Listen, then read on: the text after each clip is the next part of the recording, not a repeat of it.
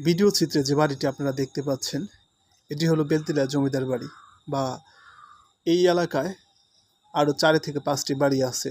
তো সবগুলি প্রায় বেতিলা জমিদার বাড়ি নামে পরিচিত। মানিকগঞ্জ সদর উপজেলা বেতিলা গ্রামে এই বাড়িটি। দেখতেই পাচ্ছেন কি সুন্দর গাছপালা, বড় বড় গাছ, সুপারি গাছ, নারিকেল গাছ, বিভিন্ন বড় গাছগুলো, যে গাছগুলো এই বেতিলা বাড়িকে অনেক সুন্দর একটি দৃশ্য পরিণত করে। তো দেখতেই পাচ্ছেন যে অনেক সাজালো গোছালো বাড়িটির, কি সুন্দর, খুবই ভালো লাগে।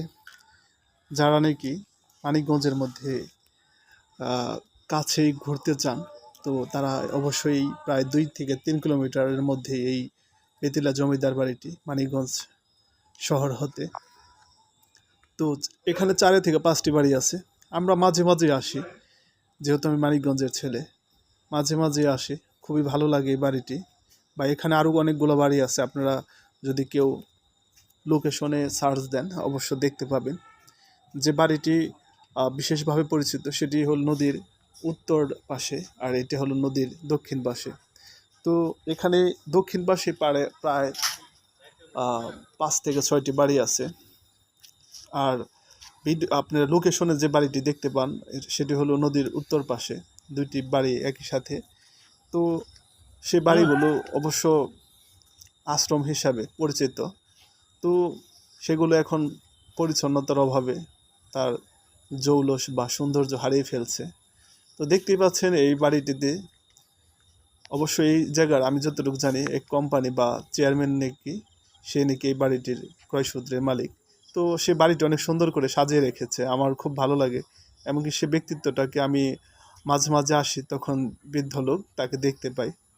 তো ভালো লাগে এই এত সুন্দর একটি বাড়ির সে মালিকানা বহন করে। এই সিঁড়িঘাটলা বা এই এত বড় পুকুর, তার পাশে সিঁড়িঘাটলা, আর বিশেষ করে এই বাড়িটি অনেক সুন্দর দেখতে, অনেক ভালো লাগে। মানিকগঞ্জের বুকে যারা ঘুরতে বেড়াতে চান তারা অবশ্যই আসবেন। এখানে পাহাড়ি রঙের ফুলের গাছ, ফলের গাছ আপনারা দেখতে পাবেন, সৌন্দর্য উপভোগ করতে পারবেন। কথা প্রাকৃতিক সৌন্দর্য বা ঐতিহ্যবাহী জিনিসগুলো দেখতে খুবই ভালো লাগে।